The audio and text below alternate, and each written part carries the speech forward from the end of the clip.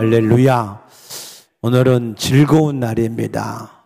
우리 예수님이 사망의 권세를 깨뜨리시고 내 죄와 허물을 담당하시고 우리에게 찾아오신 복되고 귀한 날인 줄로 믿습니다. 오늘 이 부활의 생명과 능력이 저와 여러분과 여러분 가정과 자녀들 위에 이제로부터 영원토록 항상 함께 하시기를 주의 이름으로 축복합니다. 축복합니다. 어떤 분이 저한테 물어요.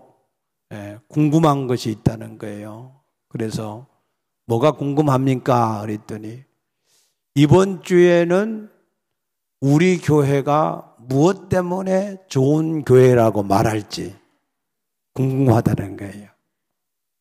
혹시 여러분도 궁금하십니까? 네. 우리 교회가 좋은 교회인 가장 큰 이유는 부활하신 주님이 우리와 함께 하시고 우리를 인도하시는데 우리가 그 부활하신 주님을 따라가는 교회이기 때문에 우리 교회는 항상 좋은 교회인 줄로 믿습니다. 아멘입니까? 예수님이 십자가에 우리의 죄와 허물을 다 짊어지시고 죽으셨습니다. 그런데 하나님이 그 죽으신 예수님을 다시 살리신 겁니다. 왜 살리셨느냐? 예수님이 만약에 죄를 한 가지라도 가지고 있었더라면 율법은 613가지 종류가 있는데 그 중에 하나라도 범한 것이 있었더라면 하나님이 그를 죽은 자 가운데 살릴 수가 없습니다. 왜냐하면 죄의 삭은 사망이기 때문에 그렇습니다. 그러나 하나님이 그를 죽은 자 가운데 살리신 것은 그 예수님 자신에게는 그 어떠한 죄도 하나도 없다라고 하는 증거인 줄로 믿습니다. 사람은 마음으로 생각으로도 죄를 지을 수 있는데 예수님은 마음이나 생각이나 입술로나 그 어떤 것으로도 죄를 지은 것이 없기 때문에 하나님이 그를 죽은 자 가운데 살리신 줄로 믿습니다. 이 예수님의 죽으심과 부활이 왜 중요하냐? 로마서 4장 25절에 보면은 그 예수님은 우리의 죄를 위해서 내어줌이 되고 우리를 또한 의롭게 하기 위해서 살리셨다는 겁니다. 내 죄악을 담당하고 나를 또한 의롭게 하기 위해서 예수님이 부활하신 줄로 믿습니다. 중요한 것은 어떤 일이든지 그 일을 왜 하는지 그 일에 대한 목적이 중요한 겁니다. 목적. 예수님이 고난을 당하신 목적이 뭐냐? 우리가 그 목적을 잘 모르고 예수님이 채찍을 맞으셨다, 가시면류관을 쓰셨다, 아니면 희롱을 당하고 침뱉음을 당하고 뺨을 맞으시고 십자가에 못 박히셨다. 그것만 묵상하면 그러면은 예수님이 그 고난을 왜 당하셨는가를 우리가 알지를 못하게 됩니다. 예수님이 그처럼 고난을 당하신 이유, 목적, 그게 뭐냐? 우리로 하여금, 나 같은 죄인으로 하여금 하나님을 만날 수 있는 길을 열어주시기 위해서, 아멘입니까? 하나님 만나는 길이 되어주시기 위하여서 그 모든 고난을 당하신 줄로 믿습니다. 내가 길이요 진리요 생명이니 나로 말미암지 아니하고는 하나님께 나갈 자가 없다 그랬습니다. 그 증거로 예수님이 십자가에서 못 박히셔서 그 영혼이 떠나가실 때 그때 마태복음 27장 50절에 보니까 하나님의 성전에 있는 지성소와 성소 사이의 중간에 가로막고 있던 이 휘장이 위에서부터 아래로, 사람이 찢으면 아래서부터 위로 찢을 텐데 사실 이 휘장은 가늘게 꼬은 배실로 만들었기 때문에 일반 천처럼 이렇게 찢는다고 뭐 쫙 찢어지는 게 아니에요. 그거 아주 날카로운 칼로 이렇게 자르지 않으면 찢어지지 않습니다. 그런데 그 천이 위에서부터 아래로 찢어짐으로 하나님께 나가는, 지성소에 계신 그 하나님을 우리가 언제든지 만날 수 있는 그 길이 열어지게 된 줄로 믿습니다. 그게 예수님의 고난의 목적이에요. 목적. 그러면 예수님이 부활하신 목적이 뭐냐? 예수님이 부활하셔서 우리에게 이루기를 원하신 그 목적이 뭐냐? 그 목적은 오늘 여기 16절 말씀 보면은 내가 아버지께 구하겠으니 그가 또 다른 보혜사, 예수님이 첫 번째 보혜사예요. 첫 번째 보혜사인데 또 다른 보혜사 성령을 너희에게 주사 영원토록 너희와 함께 있게 하리니. 아멘입니까? 예수님이 또 다른 보혜사가 되셔서 우리 가운데 오신다는 거예요. 우리의 구원은 삼위일체적인 구원입니다. 성부 하나님은 우리의 구원을 계획하시고, 성자 예수님은 십자가에서 다 이루었다, 다 이루셨고, 성령 하나님이 그 모든 각각 개개인에게 예수님의 그 모든 죽음과 부활의 놀라운 축복을 개개인에게 적용시켜 주시는 것이 성령의 사역인 줄로 믿습니다. 그래서 성령이 오늘 지금 내 가운데 와 계셔야, 그래야 예수님의 그 십자가의 죽으심과 부활이 그에게 생명과 능력이 되는 것이지, 아무리 예수님이 십자가에 죽으시고 부활하셨다라고 내가 알고 믿는다고 할지라도 하나님의 성령이 지금 내 가운데 와서 계시지 아니하면 그것은 나하고 아무런 상관이 없습니다. 그래서 이 성령은 어떤 사람들에게만 내주하시느냐? 오늘 여기 17절 말씀 보니까 그는 진리의 영이라 세상은 능히 받지 못하나니, 여기서 말하는 세상은 믿지 않는 자를 말하는 겁니다. 이는 그를 보지도 못하고 알지도 못함이라. 그러나 너희는 그를 아나니, 너희는 예수를 믿는 사람들입니다. 그래서 너희는 그를 아나니 그는 너희와 함께 거하시며 또 너희 속에 계시겠습니다. 이랬습니다. 아멘. 우리 안에 예수가 와 계신 것을 아는 것이 왜 중요하냐? 고린도후서 13장 5절에 보면은 너희가 이것을 알지 못하면 너희는 버림받은 자다. 너희는 하나님의 자녀가 아니고 너희는 하나님의 나라에 갈 수도 없고 너희는 죽으면 지옥에 갈 수밖에 없는 그런 사람이라는 겁니다. 그래서 에베소서 1장 13절에 보면은 이 구원의 복음을 듣고 믿었다라고 하는 증거, 그 증거가 뭐냐? 내가 예수를 믿습니다, 예수님을 내가 정말로 믿습니다 하는 그 믿음의 증거, 내가 믿어졌다라고 하는 증거가 뭐냐? 성령으로 인을 쳐서 너는 진짜로 믿는 사람이다 라고 인정을 해준다는 거예요. 아멘입니까? 그러므로 내게 성령이 와서 계시지 않으면 그 사람은 예수를 믿는 사람이라고 인정이 안 돼요. 요한계시록 20장 15절에 보게 되면은 이 생명책에 이름이 없는 사람은 둘째 사망 불못에 던져지는데, 언제 내 이름이 생명책에 기록이 되느냐? 하나님의 성령이 내 안에 들어와서 계실 때, 그때 그 이름이 사망에서 생명으로 옮겨지는 줄로 아시기 바랍니다. 아멘.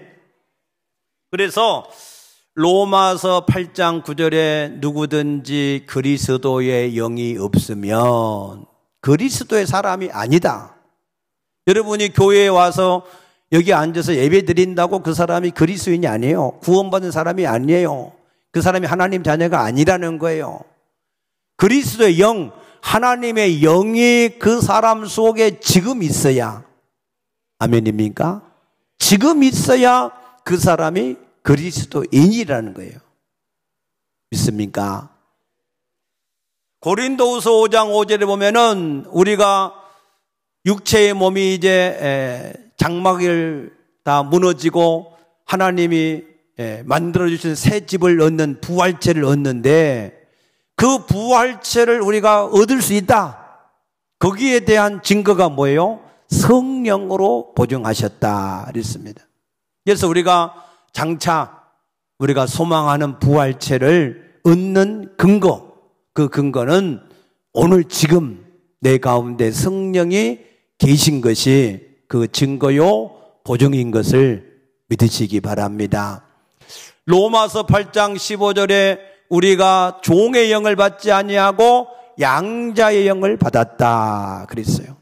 성령이 우리 안에 양자의 영으로 계셔야 우리가 하나님이 내 아빠가 되고 우리가 그의 자녀가 되는 줄로 믿습니다. 성령이 우리 영과 더불어서 우리가 하나님의 자녀된 것을 증거한다 그랬습니다. 여러분에게 하나님의 성령이 지금 계시는 사람은 하나님이 과연 내 아버지시구나, 내가 그의 자녀가 맞구나 하는 그 확신이 마음속에 있을 줄로 믿습니다. 하나님을 아버지로 믿으십니까? 진짜 아버지로, 아빠 아버지로 믿습니까? 여러분이 그의 자녀다, 내가 하나님의 자녀다라고 하는 확신이 있으십니까? 그것은 오직 성령이 내 가운데 계심으로 이루어지는 자연스러운 거, 자연스러운 거. 어떤 수준이나 열심이 아니라 내 안에 하나님의 성령이 계시느냐, 계시지 않느냐, 그것에 의해서 이 일이 이루어진다고 말씀하시는 겁니다. 그러면 우리가 어떻게 그 성령님을 마음에 영접할 수 있습니까? 요한계시록 3장 20절에 보면은 볼지어다 내가 문 밖에 서서 두드리려니 누구든지 내 음성을 듣고 문을 열면 내가 그에게로 들어가서 먹고 그는 나로 더불어서 먹으리라 그랬어요. 음성을, 주님의 음성을 듣고 무슨 문? 마음의 문을 열어야 된다는 거예요. 그러면 주님의 음성이 하늘에서 뭐 갑자기 아무개야 하고 뭐 부르시는 걸까요? 아니에요. 마태복음 10장 40절에 보면은 너희를 영접하는 자는 나를 영접하는 것이고 나를 영접하는 자는 나 보내신 이를 영접한다 그랬습니다. 예수님은 믿는 자 속에 계시면서, 예수님은 12제자 속에 계시면서 그 12제자들이 나가서 증거하고 증거할 때마다 그 안에 계신 성령님이 계속해서 그 모든 듣는 자들에게 내주하셔서 구원해 가시는 줄로 믿으시기 바랍니다. 그래서 우리나라의 선교사들이 그 예수님을 모시고 와서 우리에게 증거를 해 주셨으므로 우리가 이 구원을 얻게 된 줄로 믿습니다. 예수님은 요한계시록 2장 1절에 보면은 지금도 하나님의 교회에서 그의 종들을 붙잡으시고 지금도 그 양떼를 친히 인도해 가고 계신다 그랬습니다. 오늘 여러분들이 듣는 이 말씀이 사람의 말이 아니라 주의 종 가운데서 역사하시는 성령께서 여러분들에게 하시는 말씀으로 들을 수 있게 되기를 축복합니다. 데살로니가 사람들은 사도 바울의 말씀을 들을 때 사람의 말로 듣지 않고 하나님의 말씀으로 들음으로 그 말씀이 그들 속에서 역사했다 그랬습니다. 오늘 주의 음성을 듣고 예수님을 여러분 마음에 진실로 주인으로 영접을 하셔서 주님이 내 안에 계신 것을 오늘 반드시 꼭 확신하고 확인하고 경험하고 체험할 수 있게 되기를 축복합니다. 그러한 사람은 요한복음 4장에 나오는 사마리아 여인과 같은 기쁨이 있어요. 이 사마리아 여인은 남편을 5번 바꾸고 6번째 남편하고 삽니다. 그러니 그 인생이 얼마나 비참하고 힘들겠습니까? 그런데 예수님을 만나고 나서 자기 인생의 해답을 얻어서 이제는 피해 다니던 그 동네 아줌마들한테 가서 와 보라, 내가 그리스도를 만났다라고 담대하게 증거한 줄로 믿습니다. 여러분에게 이 하나님을 만난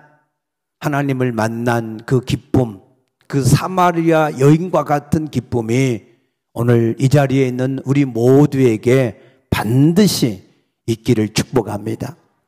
여러분들이 오늘 예배를 드리고 나가서 여러분들이 그 가운데 있는 그 확신과 기쁨, 그 기쁨을 이기지 못해서 여러분이 만나는 모든 사람들에게 와 보라, 내가 그리스도를 만났다, 내 인생의 해답을 얻었다라고 하는 그러한 기쁨의 선포가 이루어지기를 축복합니다. 아멘. 그러면 우리가 예수님을 만나면 왜 그렇게 기쁘고 즐거울까? 왜 그렇습니까? 오늘 여기 18절 말씀 보니까 내가 너희를 고아와 같이 버려두지 아니하고 너희에게로 오리라 그랬어요. 우리 안에 예수님이 성령으로 오셔서 함께 하시는데 누구와 같이 역사하신다고요? 아버지와 같이. 나를 고아와 같이 버려두지 아니하고 너희에게 온다, 이 말은 내가 아버지와 같이 내가 너와 함께 하겠다, 내가 너의 아버지로 함께 하시겠다라고 하는 약속인 줄로 믿습니다. 아버지, 어떤 분들은 생각하면 너무나 그 은혜와 사랑이 감사하는 사람도 있을 것이고, 또 어떤 분을 생각하면 무섭고 두려운 그러한 아버지로 기억할 수도 있는데, 그러나 우리 아버지 하나님은 자식이 생선을 달라 하는데 돌을 주지 않고, 떡을 달라 하는데 돌을 주지 않고, 생선을 달라 하는데 뱀을 주지 않는, 우리에게 항상 좋은 것만 주시는 아버지이신 줄로 믿습니다. 나보다 나를 더 잘 알고, 내가 항상 잘 되기만을 바라시고, 내가 연약할지라도 나를 그대로 받아주시고, 세상에 어떤 누구에게도 털어놓을 수 없는 그러한 마음속의 말들을 항상 들어주시고, 내가 구할 때마다 내게 응답해 주시는 아버지이신 줄로 믿습니다. 아버지는 그 자녀의 허물을 탓하지 않아요. 오히려 그 자녀가 그러한 허물을 딛고 더 잘 되기를 바라셔서 그 허물을 대신해서 감당해주고 우리를 도우시는 아버지이신 줄로 믿습니다. 창세기 15장 1절에 보니까 하나님은 아브라함에게 아브라함아, 내가 너의 방패요 지극히 큰 상급이다 라고 말씀하셨어요. 너의 모든 것을 다 막아주고 너의 모든 필요를 채워주는 하나님이라고 증거하신 줄로 믿습니다. 아브라함이 그 하나님을 온전히 믿지 못해서 하갈을 통해서 이스마엘을 낳았을 때도 하나님은 또 말씀하셔요. 아브라함아, 나는 전능한 하나님이다, 나는 전능한 너의 아버지다 라고 말씀을 하신 것을 아시기 바랍니다. 그 아버지를 진실로 만날 수 있게 되기를 축복합니다. 다윗은 내 부모는 나를 버렸으나 하나님은 나를 영접하시려다 그랬어요. 육신의 부모는 나를 너무 사랑하고 내가 잘 되기를 너무나 바라고 정말로 나를 할 수 있는 대로 책임을 다 져주시기를 원하는데 한계가 있어요. 극한 상황이 되어지면 그러면 내 부모도 나를 버릴 수 있습니다. 그러나 내 아버지 하나님은 어떤 상황 속에서도 우리를 결코 내가 너를 버리지 아니하고 떠나지 아니하리라고 약속하신 것을 확신하시기 바랍니다. 그 아버지가 있기만 하면 그 사람은 부족함이 없는 거예요. 아멘입니까? 그러므로 우리가 그 아버지에 대한 확신, 그 아버지를 진실로 여러분들이 오늘 만나서 그 손을 잡고 이제는 살아감으로 여러분들이 마음이 든든하고 마음이 어떠한 경우에도 두려움이 없는 그러한 복된 삶이 되어지시기를 축복합니다. 두 번째는 성령으로 오시면 우리에게 어떤 즐거운 일이 생기느냐. 고린도후서 3장 17절에 보니까 주는 영이시니 주의 영이 계신 곳에는 뭐가 있어요? 자유가 있다. 자유, 프리덤, 자유. 할렐루야. 이 자유가 얼마나 중요하냐? 로마서 8장 2절에 생명의 성령의 법이 우리를 죄와 사망의 법에서 해방하였습니다. 그랬어요. 죄와 사망의 법, 사단의 법, 사단의 이 종된 데서 우리를 해방했다는 거예요. 무당, 이 무당들은 귀신의 영을 받아요. 그래서 그 귀신의 아주 그냥 지배를 계속 받다가 귀신과 함께 지옥 가는 거예요. 세상에 믿지 않는 사람들도 진노의 영 가운데 살아가는 거예요. 그러나 우리 가운데 오신 성령님은 우리를 자유하게 하시는 하나님이신 줄로 믿습니다. 자유하게 하시는. 히브리서 2장 15절 보니까 사람들은 죽기를 무서워해서 일생 동안 중노를 한다 그랬어요. 이래서 죽을까 저래서 죽을까, 심지어는 기뻐서 죽겠다는, 좋아서 죽겠다는 사람도 있어요. 우리는 너무 이 죽는 데에 묶여 있어서 종노를 하며 사는 사람이 많습니다. 그러나 하나님은 생명 자체이시기 때문에 우리를 영원히 사망에서, 죽음에서 우리를 자유케 하신 줄로 믿습니다. 나는 부활이요 생명이니 나를 믿는 자는 죽어도 살겠고 살아서 믿는 자는 영원히 죽지 않는다. 생명 자체이신 하나님이 내게 계시기 때문에 그 사람은 영원히 산다는 거예요. 아멘입니까? 주의 영이 계신 곳에는 뭐가 있다고요? 자유가 있다. 이 자유가 어떻게 주어지느냐?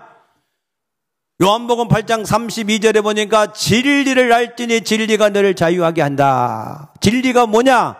요한복음 14장 6절에 내가 곧 길이요 진리다. 예수님이 진리라는 거예요. 예수님을 알면 자유가 주어지는데 어떻게 알 수 있느냐?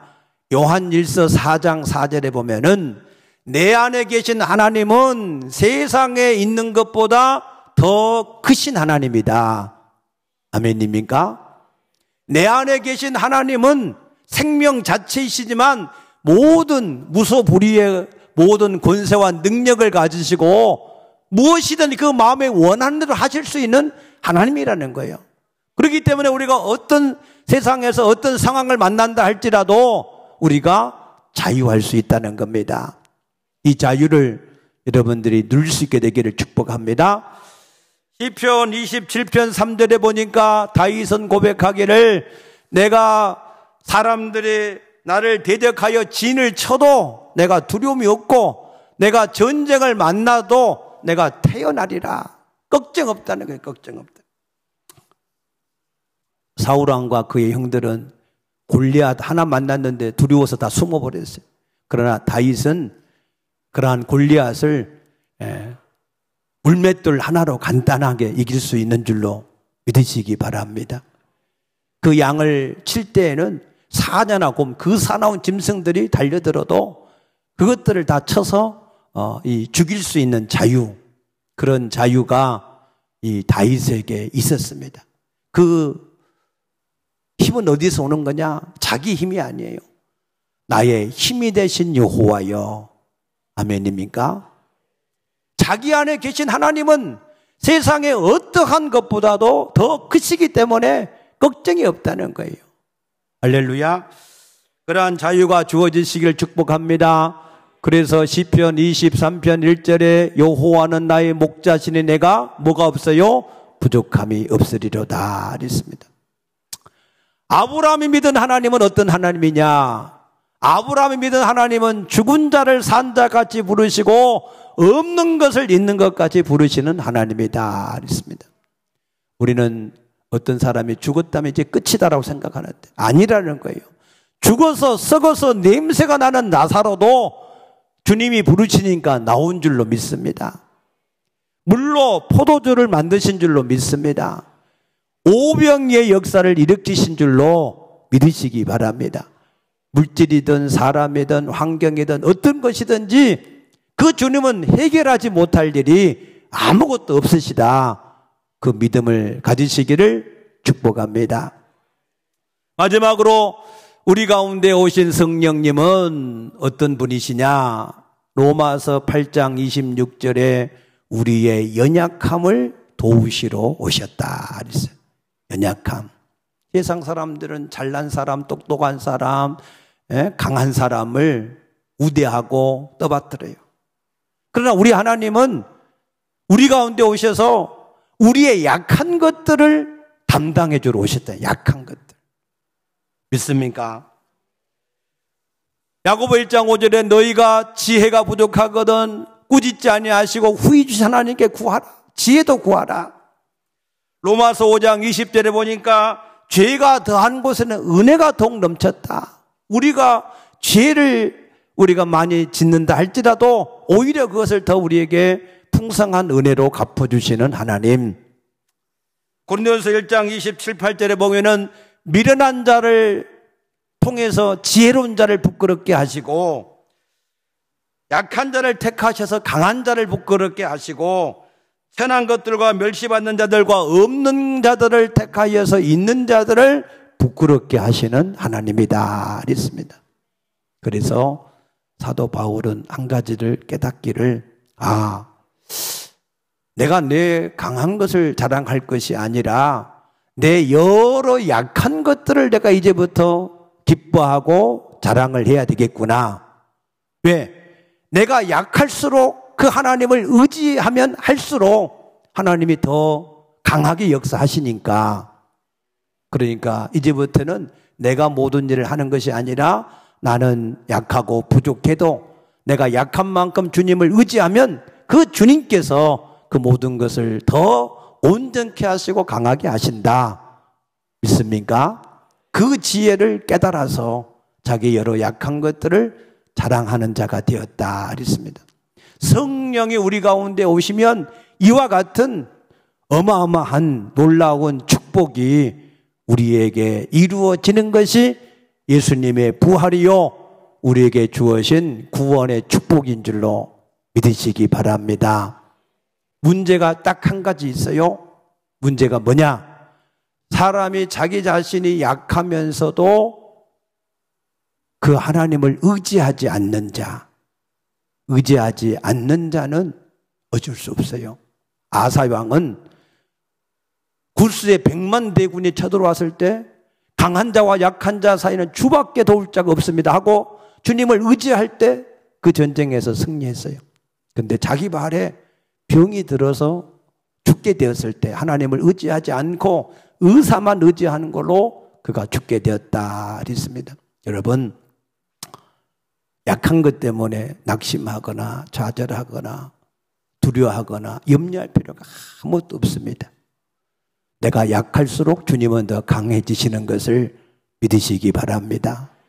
그러므로 여러분, 그런 모든 것에서 자유, 생명에서 사망에서 자유, 약한 것에서 자유, 부족한 것에서 환경에서 진정한 자유가 이루어지는 놀라운 부활절 이 아침 부활하셔서 나에게 찾아오신 그 예수님을 인격적으로 만남으로 그와 같은 복을 영원히 누릴 수 있게 되기를 축복합니다.